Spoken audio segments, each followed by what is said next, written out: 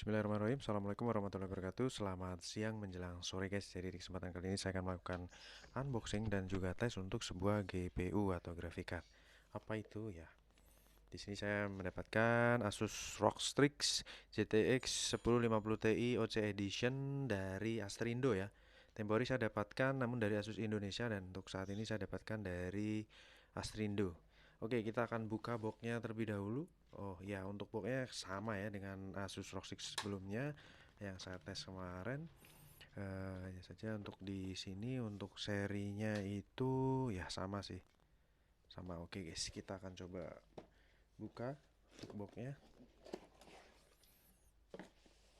Kita keluarkan dulu sponsnya, unitnya kita taruh di sini. Kemudian untuk kelengkapannya apa aja sih ini? Ya, pertama ini ada static bag ya, ada static bag, kemudian ada manual booknya, kemudian ada Strix Gaming Graphic Card drivernya ini ya, versi 14.05, tapi di dalamnya itu macam-macam versi drivernya ya, bisa disesuaikan. Dan untuk aplikasi-aplikasi lainnya, untuk Aura Sync, untuk setting RGB dan lain sebagainya. Kemudian ini ada stiker, belum dipakai sama sekali. Oke, terus kita coba lihat untuk unitnya. Di sini kita akan angkat. Oke, saya akan gunakan spons biar enggak basah. Oke, di sini jadi dilengkapi dengan dual fan khas dari Rockstrix, kemudian backplate-nya berwarna silver. Kemudian untuk baut-baut di pipa juga di belakang kipas juga masih utuh, masih bersih banget, tiada karat, mulus kinclong ya. Kemudian untuk PCI Express-nya 16 kali, kita lepas di sini. Kita cek di sini guys, untuk port PCI Express-nya juga masih mulus banget, kinyis-kinyis.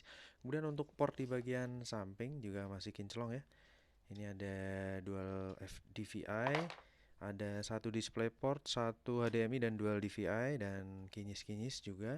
Oke, kemudian di bagian atas ada emboss strip, kemudian ada RGB lighting, nanti di sini bisa disetting.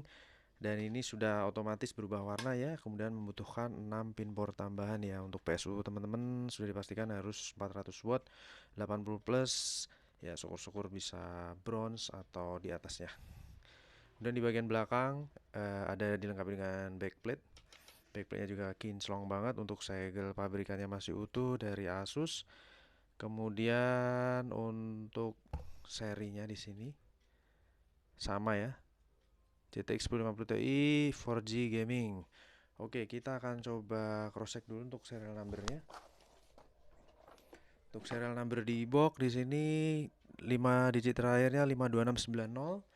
Kemudian untuk dari unitnya 52690, cocok ya guys. Oke, kita langsung pasang aja guys, biar nggak terlalu lama. Oke, kita pasang di PCI Express 16 kali. Pasang tegak lurus ya guys, sampai celetek gitu. Kemudian dikunci. Boleh pakai satu baut, dua baut, tiga baut, sesuai kebutuhan ya. Ini saya akan pakai dua baut biar kencang, tidak ngalor ngidul. Dan saya sesuai dengan PSU Koger CMX 80 plus bronze 700 watt ya. Kita pasang 6 pin port tambahan, saya gunakan port HDMI. Suaranya mungkin nggak jelas guys, maaf guys. Kita colokkan power, kita nyalakan dulu powernya. Oke, sudah menyala. Kita akan nyalakan power ya. Bismillahirrahmanirrahim. Mantul, jos ya, tertutup bayangan. Kipas berputar dengan mulus, ciamik soro, RGB-nya juga terang banget. Dan sudah pasti driver sudah terload ya, Windows-nya ya, sudah masuk Windows. Dan kipas langsung idle, jadi ada teknologi 0 RPM. Oke, kita ke display ya. Oke, kita paskan tingginya. Jadi ini saya tes per 25 November jam setengah 3 sore ya, 14.33. Masuk sistem.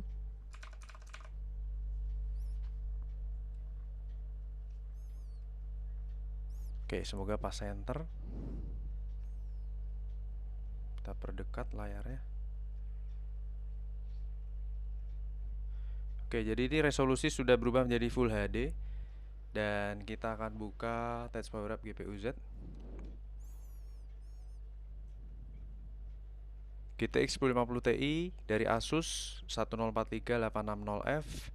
Kemudian render operation unit dan tekstur mappingnya di 3248, DirectX-nya 12, bisa express 16x3.0, shadernya 768 Unified, kemudian GDDR5 Micron di 4GB, 128 bit, di Windows 10 64 bit itu driver yang terload di 456.71 Nvidia versionnya. Dan untuk GPU clock, default clocknya sama, di sini punya boost clock di 1493 MHz. Mantap guys, WHGL ya. Semua fitur ada kecuali ray tracing dan basic. Dan untuk sensor saat ini suhu di 32 derajat, suhu minimal di 31.8 derajat ya. Mantap, kita akan jalankan Heaven Benchmark aja ya. Kita akan langsung running aja biar nggak kelamaan. Kipas masih idle. Kita tunggu. Nanti di sini akan ada 26 scene ya. Kita akan record aja 26 scene tersebut. Bagaimana performanya? Kita tekan F9. Oke, ini udah jalan benchmark. Starting suhu di 47 derajat dengan GPU clocknya di 2000 MHz, memory clocknya di 3504 MHz, sama seperti Rockstrix yang sebelumnya saya tes. FPS average masih di 58, 59, 60, naik terus ya guys, berangsur naik FPS ya. Mantap, suhu di 55 derajat Celcius, kipas masih belum muter ya pasti ya. Oke, agak miring tripodnya, tapi nggak apa-apa ya guys. Suhu di 57 derajat, kipas sudah hampir muter nih karena mau menyentuh ya. Hampir menyentuh 60 nih, kipas sudah mulai muter, udah mulai mendinginkan. FPS average di 73 FPS. Suhu di 58 derajat Celcius, scene 6 ya. Masih ada 20 scene lagi. Mantap guys. Oke, kita tunggu. Suaranya kipas super senyap ya. Temperatur 57 derajat, average di angka 70 fps. Suhu 58. Suhu 59 derajat Celcius, average di 69.7 fps. Dan setelah kipas nyala ini berangsur stabil ya, untuk suhunya stay di 60, 61, turun lagi 60, 69 gitu. Jadi fluktuatif sesuai dengan kebutuhan frame rate-nya ya, FPS per second-nya. Dan tentunya TDP dari graphic card ini di bawah 125 ya guys. Di bawah 100 watt lah logikanya, karena ini hanya membutuhkan 6 pin power tambahan. Jadi dengan PSU 400 watt 80 plus bronze kondisi sehat, tentunya sudah bisa menggunakan graphic card ini. Tapi semakin tinggi PSU dan kondisinya semakin baik ya, tentunya lebih aman lagi. Oke, temperatur di 60 derajat, stay di 60 ya. Untuk average FPS di 69 fps. Posisi di 52 fps saat ini. Sudah scene 14, nggak kerasa, tinggal 12 scene lagi. Jadi ini menggunakan Unigine. Suhu di ya sudah turun lagi. Tadi sempat 62, kemudian ini udah turun lagi ke 60, 61. Jadi untuk prosentase kinerja dari kipas juga menyesuaikan ya, menyesuaikan dari GPU clock yang digunakan pastinya. 69.2 fps rata-rata ya, average. Scene 18, suhu di 58 derajat Celcius. Adem guys, mantap.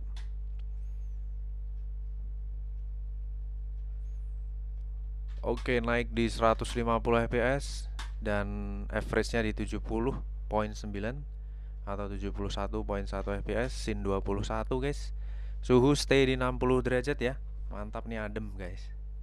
sangat-sangat adem, 61, 62 derajat Celcius. Suhu tertinggi mungkin di 62 derajat Celcius ini. Langsung turun lagi, guys. Turun lagi. Average di 73 fps. Scene 22, 4 scene lagi kelar, guys. Selesai ya maksudnya. Bukan kelar. Oke. Suhu di 61 derajat. FPS di 73 fps ya, average rata-rata. Dengan FPS real saat ini di 90 fps. Mantap. 129 naik ke 150 fps. Jos guys, mantap guys. Oke, suhu stay paling tinggi ini di 64 derajat Celcius, 100 fps ya.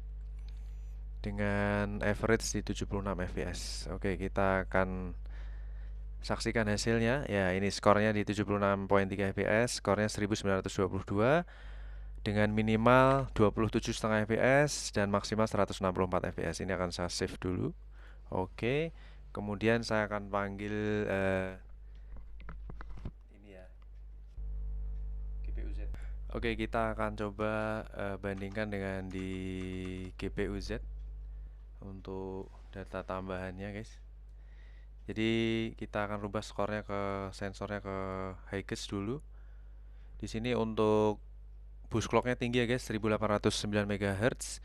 Memori clocknya di 1752 MHz. Temperaturnya adem guys, maksimal hanya 64,8 derajat Celcius. Average saat ini proses pendinginan sudah di 44 derajat Celcius dan minimal di 31,8 derajat Celcius. Adem ya.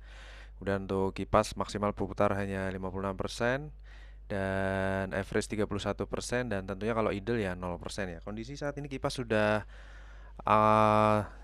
tidak berputar ya, dalam artian di posisi idle. Kemudian TDP maksimal hanya 75,5 watt, average di 54 watt dan minimal hanya butuh 29,2 watt aja. Jadi supply dayanya sangat-sangat hemat daya ya guys ya untuk seri Rockstrix GTX 1050 Ti. Baik, di sini jadi ini untuk skor dari graphic cardnya di 1922.